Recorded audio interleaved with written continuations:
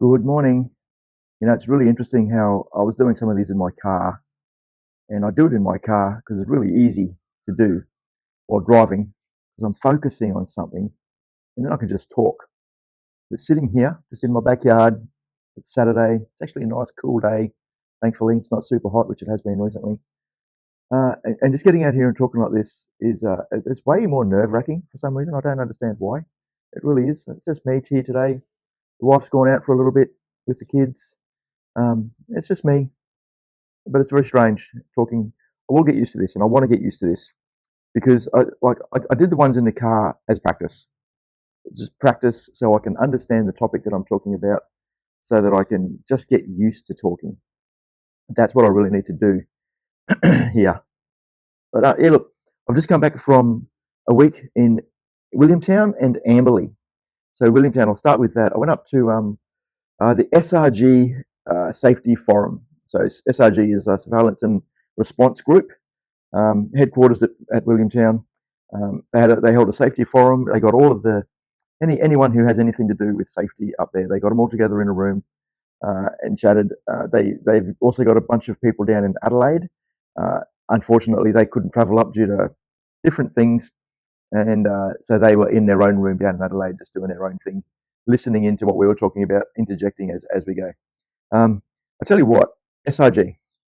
I've been in the Air Force for 30 years, and naive little me, I thought SRG was 2 squadron flying wedge tails and 92 wing flying like what used to be Orions, now flying P8s. And oh my god, how wrong was I? It just shows how I've been in AMG, Air Mobility Group, my entire career, pretty much except for a small stint with the CSG. And it just goes to show how siloed you can get. You don't really understand the rest of the Air Force. Excuse me, the organisation that we're working in. So Surveillance and Reconnaissance and Response Group. Yes, 92 wing down in Adelaide. Used to fly Orions, now they fly the P8 Poseidons. Always punching above their weight, like for as long as I can remember. There's always been a 92 wing aircraft out doing some sort of operation, whether it's with fisheries, Op Resolute, up in around the South China Sea area, doing surveillance, ISR sort of stuff up there. They are really just the FEG that just gets along and gets it done. They really do very, very well. So yeah, P8s, they are just getting the MQ-55 Triton, which is the unmanned aerial vehicle, the big, 737 sized UAV that's currently based up in Tyndall. What else have they got? They got the Peregrine coming in, the MQ-55, which is a Gulfstream 6 aircraft, still in the factory in America, being made, being tested, that kind of thing. But that's coming down range soon. Then you've got the wings out at Williamtown. I can't remember the actual wings. There's a 44 wing. I think it's a 42 wing. Don't quote me on the wings. But they got 2 squadron flying the wedge tail. But then they've also got all of these 3 crew, 114 M crew, 1 RSU. So the crew is a control and reporting unit. An RSU is I think it's a response and surveillance unit, maybe. All I know is they've got the big radars, probably operate the Jindalee over the horizon radar network that covers our northern approaches. Yeah, so they got the aircraft. They've also got these control and reporting units, and then they also handle all of the air traffic controllers within Australia, right? All the RAAF, actually probably no, just the RAAF ones. So a really, really big FEG that I had no idea how big it was. So when it comes to safety, I went along with my mate Rod, and we just go along as from HQAC, which is Headquarters Air Command, as an observer. Just watch what's going on, get a bit of intel on what's really happening out there in FEG land. And SRG was the first one we've done this year. I really do look forward to getting out and talking to other FEGs, particularly ACG, Air Combat Group. I don't know a lot about them, and I really do want to learn more about them. CSG I know a little bit more about, but I definitely want to try to understand them better from a HQAC and aviation safety and safety perspective. What else is there? Air Force Training Group. I would like to get involved with them a little bit more as well. Just go down as an observer to some of their events and pick up what they're doing. So anyway, Rod coming in. So he's one of the APS guys out at HQAC, ex-Caribou guy. Really, really good value. I only met him at sort of the end of last year as I was rolling into HQAC to do this job, and obviously only started working with him this year. What an awesome dude, Rod. If you're out there listening, mate, hats off to you, big fella. You're a legend. We had a good time up in Williamtown. We drove up. He picked me up from my place. We drove up to Newcastle. We stayed at the Ridges, which was fantastic. It was, way better than staying on base. Newcastle staying on base is not ideal because there's always like night flying or jets taken off all hours, and it's a bit hard to sleep out there. So Ridges was quite delightful. Thank you very much. And yeah, just out there talking to Rod, just talking shit, for a couple of days was really, really good fun. We had a bloody good time. It was excellent. Just learning about each other, understanding each other's family, and what we've been up to, and talking work and understanding what the safety system's like in Air Force, in Defence, that kind of thing, and what we can do in our little world to try to influence whatever sort of influence we have on it, which we definitely try to do. We every day, I don't know, like my battle rhythm when I go to work is I try not to check emails straight away because that gets me down some sort of funnel that I don't particularly want to go down. I don't normally check emails until about 9:30, 10 o'clock, so I don't get distracted too much. I look at our aviation safety reports to see what the trending is, that kind of thing.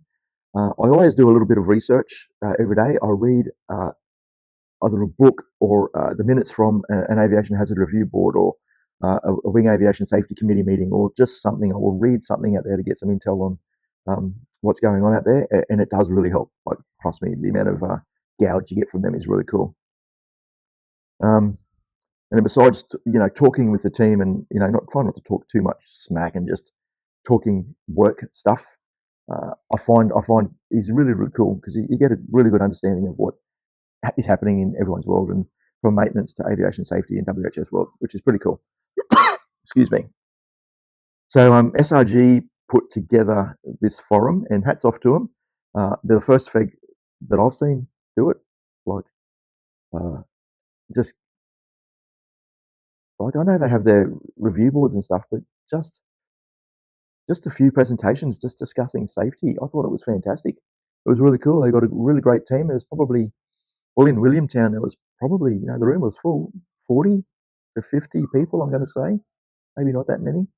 There was a bunch of people online, and then you had the Adelaide crowd as well. I can't tell you how many was down there. But, yeah, really good representation. Everyone's keen. Everyone really works hard. I had a look at some of the products that they put out, the safety promotion communication side of things is pretty good. And they are, considering the breadth of work that they do, from the aviation side of things to the air traffic control and the control reporting unit side of things, they do safety pretty well, it seems. There's no really serious, like, oh crap moments. They do aviation safety really well. Their flying record is great.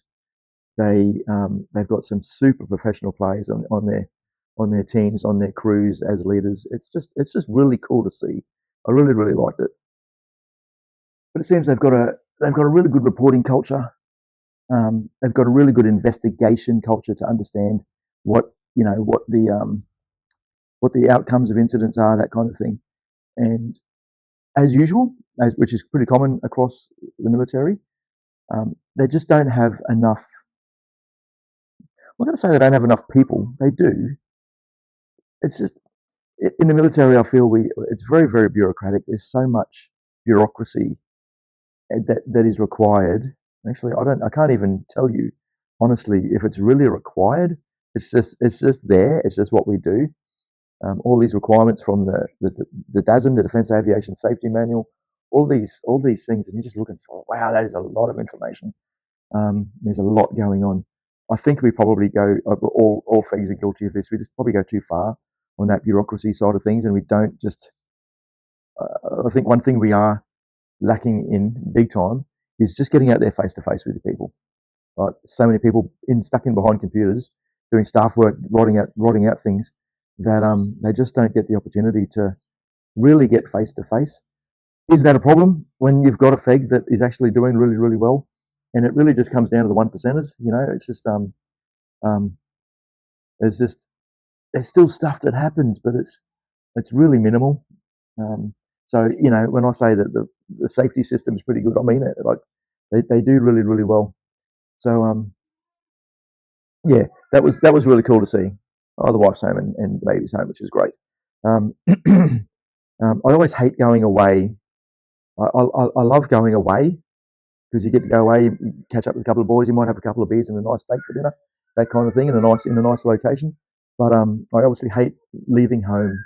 Um, my wife Ashley. We've got two kids. We got an 18-month-old and a 7-year-old.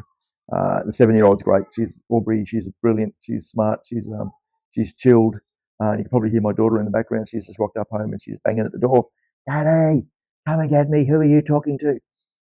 Molly is a little firecracker, man. She's a legend. But she's just everywhere. Aubrey was always chilled, even as a baby.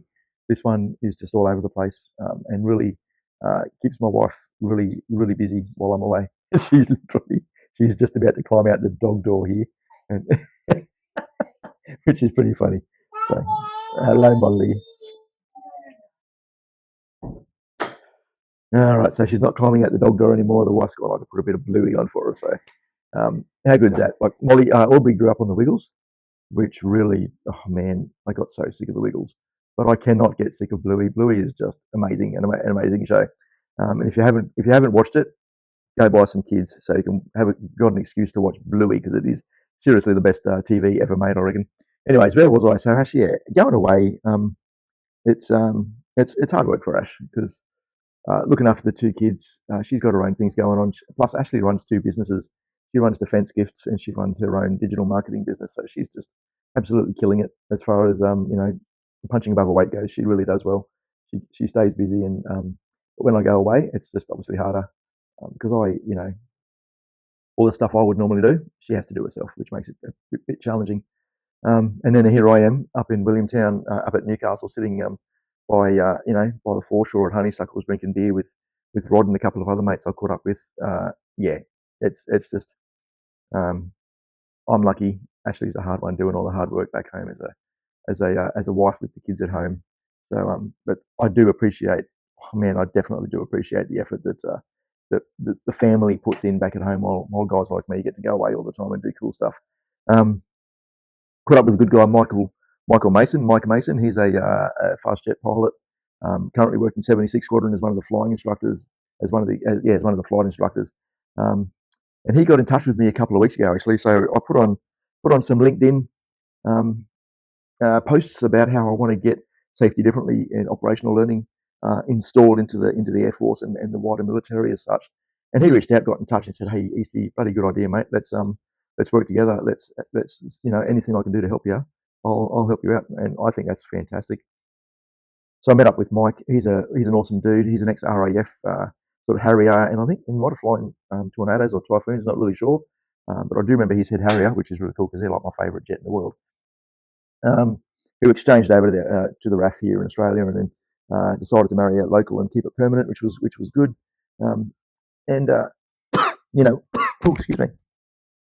We talk about the different safety systems, right? So here's ACG, and I'm talking about SRG, and I know AMG really well.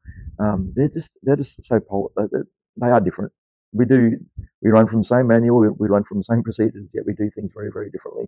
Different mindsets, different cultures, different people thinking that they know better and just doing things the way they do. Are other people doing it as safe? Who knows? I don't know. I would like to get. That's why I need to get some good intel on what these other people are doing. But it's just very, very interesting, and especially in my role now as at headquarters air command, being able to look at all the FEGs and try to understand what's going on. I kind of dig that. So we went to Newcastle, went to Williamtown, did that for 2 days, and then Rod drove home. I flew up to Amberley to do a presentation for 33 Squadron's Safety Day, which once again, very proactive squadron doing a safety day really early in the year. I think 33 does 2 or 3 throughout the year, which is mint. Good job. That's a good proactive sort of generative culture sort of going on there. Really cool. But Batman invited me up. Corporal Mark Mateev, he's the USA, so the Unit Safety Advisor, I believe, or one of the ASOs, I'm not really sure, but he's in safety at 33 Squadron, okay? And he saw, I did a presentation at PACDEF last year, at the PACDEF Human Factors Conference down in Melbourne, which a couple of the guys from 33 Squadron saw. So they invited me up to basically do a copy and paste on that, do it again, and see what we can do to bring operational learning into some of the squadrons, which I thought was freaking cool. I think it is really time we bring safety concepts and safety culture into the 21st century. And when you've got squadrons like this, like really leaning forward and looking to get into it, giddy up. I'm digging that. That's really cool. So yeah, flew up to Amberley, which was interesting as well. I've never flown out of Newcastle ever in my life. So I sat there. I had a little bit of time when I got there. Had half an hour spare. So I bought the standard airport $16 beer. Nice beer, but $16. Come on, what are you doing? And sat there on the at the window and looked out at the planes, which was pretty cool. And I was on a Virgin flight. The Qantas plane turned up, and an Alliance plane turned up, an Alliance plane turned up, and then people started getting on the Alliance plane, and I'm like, "Where's the Virgin plane? What's going on? Where's my plane?" And I thought, I was going to be late. But then I realised, oh, okay, the Alliance plane is the Virgin plane. They were doing a code share. So I flew on a Fokker F100, which was the first time, I reckon, pretty much ever. And they sat me right at the back and literally right beside the, just in front of the intake of this thing, because the F100s have got the rear-mounted engines. That was sick. I loved it. Put me near an engine, I'm loving it. Noisy, yeah, definitely noisy, especially when they took off. I didn't have any noise cancelling headphones on, and that was a big mistake. Yeah, it was pretty bad. All the way to the top of climb, it was just like pretty loud. Anyways, hats off to the F100 people. Nice jet. It was nice and smooth. Anyways, yeah, landed in Brisbane. Got a hire car. Drove out to Ipswich and stayed at a mate's place. Went out to Sean Boy's place, which was pretty cool, and caught up with him. Sean Boy is he was one of the maintenance aviation safety officers at one squadron last year, and now he's at the heavy airlift SPO systems project office, managing sort of C-17 projects, which is pretty cool. Anyway, always good to catch up with Sean Boy. Big that man, he's a good lad, and family, and that was really cool. So I found out the day before, 2 days before, so I rang the guys at 33 and said, "Hey, look, just getting a bit of intel on what's required of me on the day where we're meeting, what to wear, what uniform, that sort of stuff." And he goes, "Yeah, it's at the Astro Complex, just wear, dress of the day, just wear your Zoom bag if you want to, and you'll be straight after Sidney Dekker." And I was like, whoa. You got Sidney Dekker? You've got Sidney Dekker coming? And he's like, yeah. And I'm like, holy crap. Okay. Really? You got me after Sidney Dekker? Okay, that's cool. But dude is a hard act to follow. He is so good. Like Sidney Dekker is, I don't know if you've seen him, considered one of the top 1% safety influencers and safety. He's a professor. I'm not going to say he's an influencer. That's cutting a low bar. Professor Sidney Dekker teaches like a social sciences and safety sort of diploma, masters, etc. at Griffith University in Brisbane. So super smart cat, an incredible public speaker. Have a look at him. He uses accents. He is very dynamic with his arms and engagement of the audience and that kind of thing. But he always talks about really interesting topics as well. Yeah, here I am coming up after Sidney Dekker, and as it turned out on the day, so I got there, just after 7 for an 8 o'clock start, roughly. Got to meet a couple of the guys and girls, which was pretty cool. And he said, no, Sydney's actually not turning up till after 9. He's going to be flying his plane in to Amberley. There's another story with that. We'll talk about that one in a sec. But so yeah, long story short, I got to go first, which was cool. So I gave a presentation on operational learning, and what the hot principles, learning teams, the 4Ds, and having sticky conversations. It was to an audience of, I think, 150 to 200 people. Can't tell you, but it was at the Astro Complex in Brisbane at Amberley, which was full. So I'm not sure how many cats that place sits, but it was chock-a-block. It was pretty nerve-wracking. Therefore, I didn't start out. You know how they say, you've got to start out a certain way and really catch your audience. Yeah, well, I started out and I turned around and looked at the crowd and went, whoa, that's a lot of people, which instantly sort of goes, oh yeah, you're a dickhead.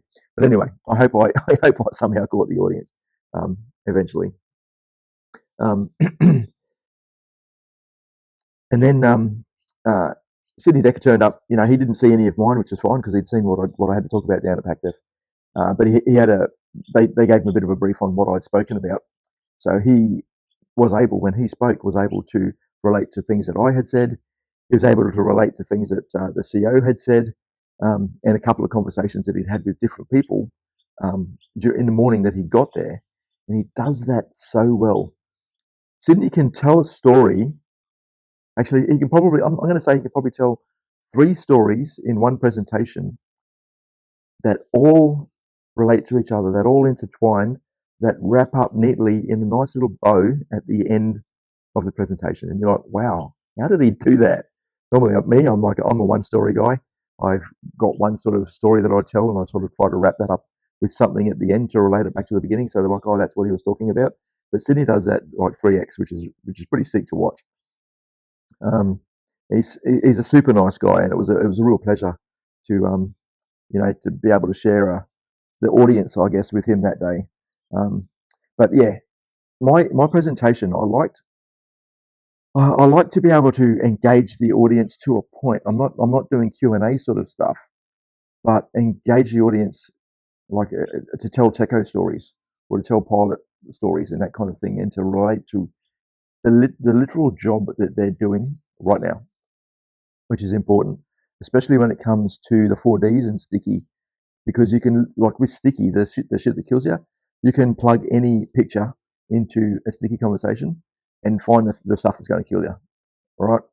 And it doesn't matter if you work on a flight line, or if you're refueling an aircraft, or if you're preparing an aircraft to fly, or loading it with food, like with the crew attendants, or actually conducting flying operations, or whether you're the person in the warehouse who gets parts for the plane, or whether you're the PCS, the clerk people in the orderly room.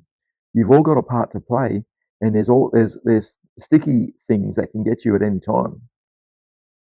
Now the girl, and I actually had a chat with a young chick named Julie who works is a PCS in the orderly room, and she's like, "Wow, Eastie, that was a really good presentation, but it doesn't really relate to me." And I was like, "Yeah, okay, let's have a chat about that."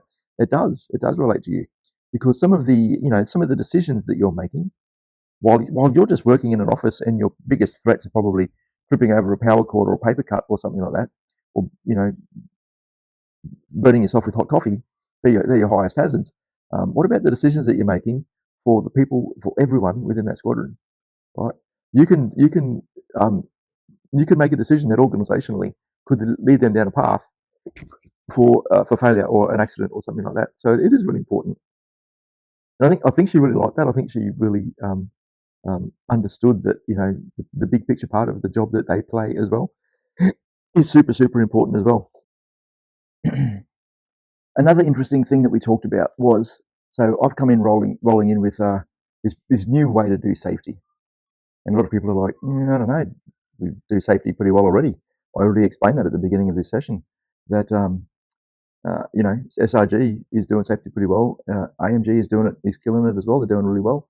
And even talking to those guys, it's like, yeah, it's really just the 1%ers of things is the issue. Why do we need to change our safety system? But however, a lot of people are like, oh, actually, no, what you're doing is actually really cool, because and it's something that Sidney said that really resonated with me. So he said, it's time to bring safety into the 21st century. We're still effectively doing safety the same way that it was done in the industrial age, which is behavioural-based safety. Someone does something wrong, and there's blame and punishment. Now, sorry, I did say we're still doing that. No. Some industries are doing that. The Air Force is pretty good at their just culture. We're definitely not a blame and punish kind of organisation, although I have seen that there are some small sections that still carry on that way a little bit, which we need to take care of. But in general, yeah, we've got a very just safety culture where it's a systems-based thinking, which is pretty cool. And we engage people, and we really understand what's going on. So why is this operational learning thing different, and why should organizations consider looking at it? Was a couple of the questions that I got. And for me, I think I'm still trying to work it out myself, to be honest, but I think it's really about the way we engage people. So like I said at the beginning, the bureaucracy around our safety system is massive, which means a lot of the safety people really just spend a lot of the time behind their computers, and probably greater than 50% of that time is spent running investigations. If you're a line safety person, okay, you're just doing investigations. You might do an interview with people, but then you're writing a bloody 10,000 word essay, it seems, um, for the investigation piece of it, right? Which is cool, and I get it. I understand why we do it, but it's all reactive work, and really the only face to face you get in that situation is talking to people that have been involved in an incident or an accident. Okay, and that's my worry there. So this system that I'm talking about with the hop, the learning teams, the 4Ds and the sticky, is all proactive face to face stuff, which that is what resonates with people. That's what a lot of them think is really the really cool part about it. So let's talk about that, because a couple of stats I've seen, like one FEG I saw in one of their meeting minutes, was that they investigate 90% of their ASRs, 90% of their aviation safety reports. They investigate.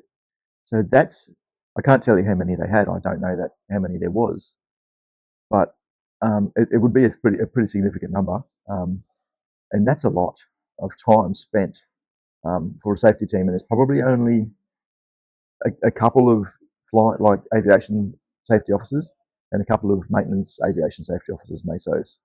And I know one of them, Sean Boy, is one of them, my mate. So he knows very well what that feels like. And, every time you ring him, hey man, yeah, I'm really busy, really got heaps going on, what do you need? Always super busy, right? Didn't have any time for much else, because they spent 90% of their time investigating accidents. So let's have a look at, and this is one thing we said, let's have a look at the threshold for what we investigate. Mark Alston puts it really well. He runs a company called Investigations Differently. He does it really, really well. Actually, give me a sec. I'm going to get it up. All right. So yeah, I've got it here. So what Mark Alston talks about is so that traditional investigations versus doing things differently, right? So traditionally, we do an investigation to prevent reoccurrence, and I guarantee you, sorry, and that's actually in our Defence Aviation Safety Manual. It pretty much says the reason we investigate is to find root causes to prevent reoccurrence, to prevent the accident happening again. Now, how do you feel about that? Because I don't like it. Because I've been in the Air Force for a little while now, and I know that the same shit keeps on happening again and again and again. You plug different humans into a system, and they will find a way to make the same things happen again. It's human nature. It's the way we learn. So investigating to prevent that happening again is horseshit. Okay, I'm going to put that out there right now. And one of the things I'm going to do as part of my program to install operational learning into the Air Force is just a quick PIRR for the safety manual, to change that to read something like, we investigate accidents to ensure that the controls that we have in place are suitable and effective, so that when the incident happens again, because it will, we're humans, the outcome is not so bad. So you have the opportunity to fail safely, okay, because you have the controls in place to protect the worker or protect the equipment. Is the new style of thinking, okay? So yeah, back to this. So Mark talks about preventing reoccurrence. You investigate the accident, you select the root cause, and hopefully it's not just the root cause, like one root cause, because there's often many. That's another issue we've got with ICAM, which is the incident cause analysis model, which directs you to look for a root cause. I know it pushes you to find multiple root causes, but the human brain, being we're lazy one meg humans, generally wants to find one root cause. The member was fatigued, the rules were bad, whatever the situation was, they wanted to find one root cause, and that's just not enough. It's not good enough. They want to find, go back through the Swiss cheese and look for those localized organizational issues that led to this accident happening, and then they want to find, put corrective actions in place. So action items and recommendation items in place to effectively put controls in place so that it doesn't happen again. Yeah, that's crap. So investigations differently. This is how you do it. A different way to do it. So you learn and you reduce systemic risk. In order to understand risk, the whole workplace has got to pretty well be aware of what controls are in place, which is where Sticky comes in. It's keeping the risk conversation alive. You're learning from everyday work. You're learning about the task and the work. So it's that work as imagined versus work as done, black line, blue line. Understanding work as done. You've got that big piece of that big round circle, and you take a very small wedge out of it, 1%, whatever that very small piece of yummy cake is. That's the accidents that occur, throughout the year. That is that very small piece, and that's what we spend all of our time investigating. So instead of trying to spend all of our time investigating the little things that went wrong, why don't we investigate everything that went right? And you might think, crap, if we spend hours and hours investigating the little things that go wrong, we haven't got enough time to investigate everything goes right. Yeah, well, that's not quite right either, because when you are engaged in the workforce and understanding work is done, you're just getting a much richer and much more dynamic understanding of safety for yourself and for your team, which is actually the really cool part. You're identifying the risks. You're understanding the systemic organizational risks, and you collaborate over goal-based recommendations. Okay, so that's from investigations differently. So you understand work is done, so you can ensure, and you collaborate with your team, so you can ensure that the controls that you have in place are suitable and adequate to protect the worker and protect your equipment and protect your reputation or your finances or whatever you want to protect. That's what they're there for. So I talked about how here's another bit from him from investigations differently, guys. Is so how do you change the threshold of what you investigate? When you've got a FEG investigating 90%, all right, was there a credible potential for a critical event?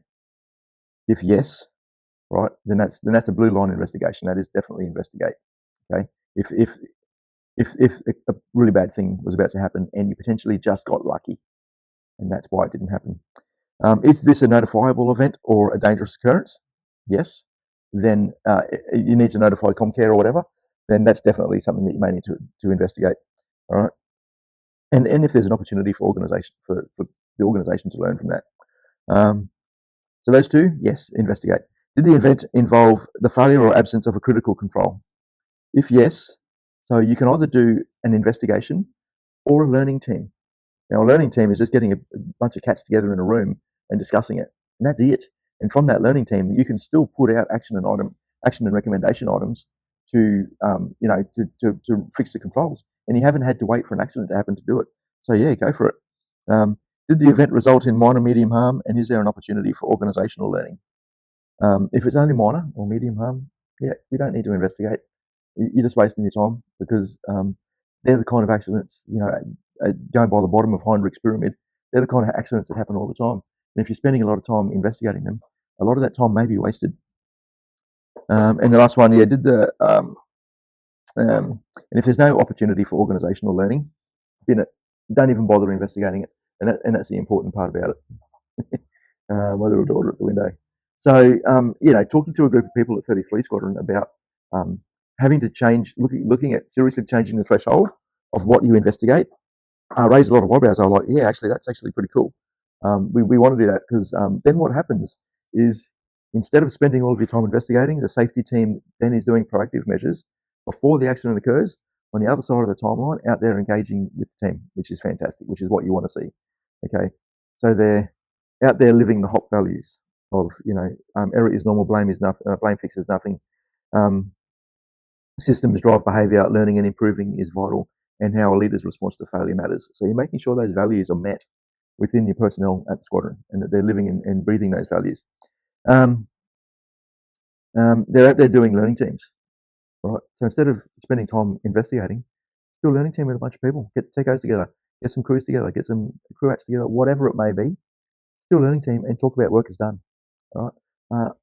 If you want to find out how to do a learning team, I'll throw a video up soon, and we'll do a good. I'm not going to say deep dive. I freaking hate that word, that term. No, we're not going to do a deep dive. We're going to have a really good, long, hard look at it. All right.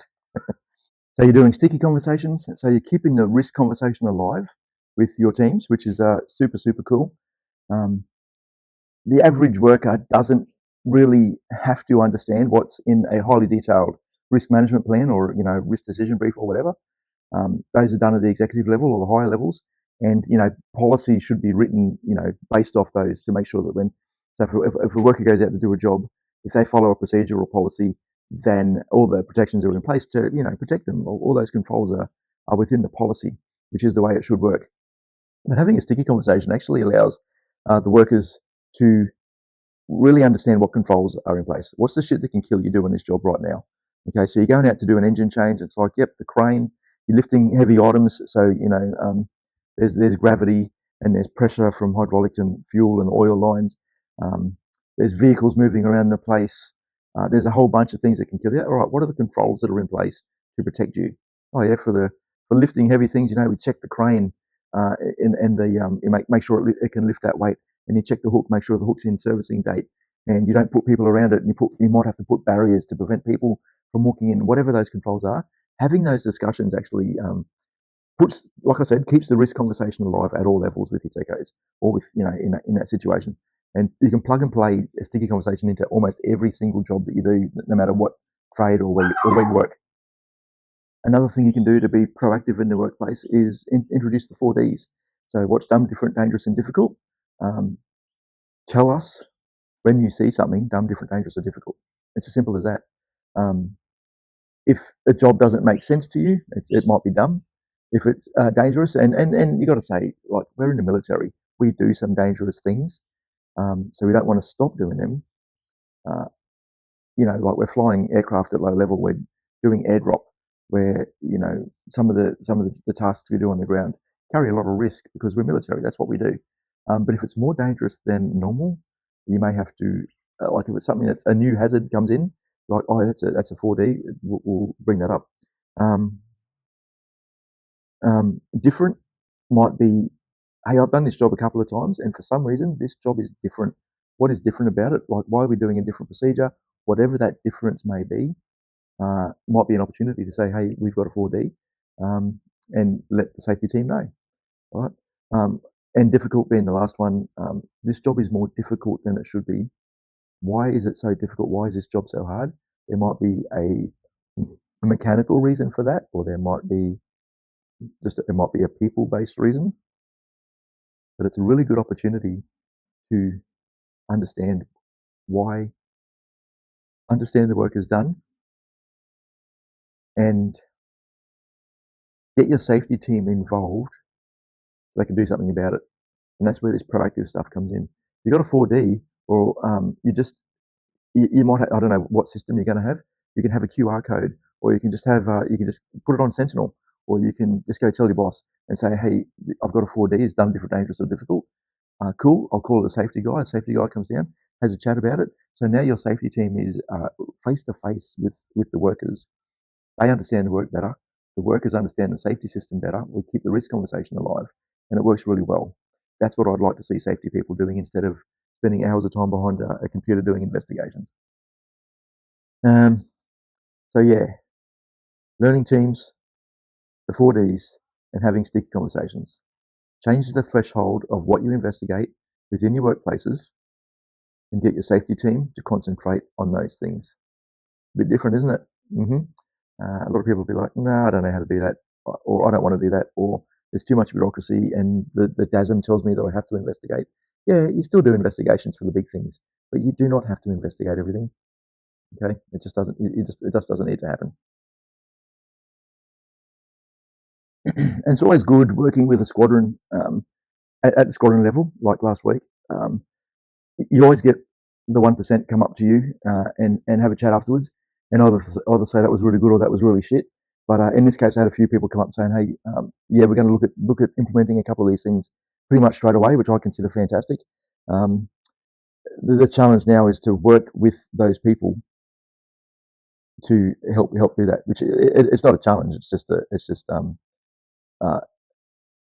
Well, it is a challenge. It is, because implementing this stuff, while easy tactically, making it really work and sustainable and enduring at a squadron level is actually really hard. And you know why that is? is because, and I've learned this, and one of the guys that got in contact with me afterwards understands this really well, is you have a vanguard of people at a squadron or whatever, or a workplace, that are like, yeah, we want to get after that. That's really, really cool. And then through normal posting cycles and attrition, they end up leaving the squadron. So it doesn't remain enduring, and that is the challenge. That is the challenging part. How do we make this enduring? And that is the fun challenge. That's what I'm looking forward to getting into. It's good because one of the guys' handlers got in touch with me afterwards and said, hey, we do want to operationalise this across AMG at the moment, which is freaking sick. Like, that is outstanding, because AMG's got like 5-6 squadrons with a bunch of people, and I really want AMG to take the lead on operational learning within defence. And then I want other FEGs to be able to look at them and say, hey, yep, you guys are onto something. I'm digging it. Let's get after it as well. I also want that to happen because through the LinkedIn posts that I've put out, I've had guys from the US Air Force and the Royal Air Force get in touch saying, hey, Easty, bloody great idea. Let us know how you go, and let us know if we can help you, and let us know what you do so that we can do the same thing. And so now, if we've got AMG people flying around the world globally, interacting with other air forces with an operational learning mindset, right? Talking HOP, 4Ds, learning teams, and sticky, and they're like, ooh, I actually like the sound of that. That's what we want. That's we want to operationalize operational learning across AMG, the Air Force, Defence, and globally as they do it, which for me is very, very, very exciting. All I need personally is 1 or 2 stories, of people saying, hey, we were here and we did this and this happened and it was a sick outcome. I'm like, yes, that is awesome, okay, because they've implemented some of these tools. All right, that'll do for today, folks. Look, thanks heaps if you're still here for listening. I will be putting heaps of other videos out on the how, on the why we do this sort of thing. If you've got any questions or you want me to cover a particular topic, get in touch, because I'm more than happy to talk about it. You'll probably see, actually, no, you'll definitely be seeing a lot more of me around the traps on YouTube, etc., doing this kind of thing. I'd like to say like, subscribe, all that sort of stuff. Look, just do whatever you need to do, all right? But if you want to hear more from me, stay in touch, all right? Now, this afternoon I've got plans. That tree right there, which I've been staring at in the camera this whole entire time, I've got to chop that down. I don't like my trees to be really above fence level, otherwise they get out of control, and that's been bugging me the entire time.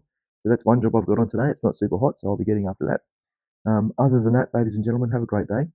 It has been emotional, all right? And see you around the traps. Bye-bye.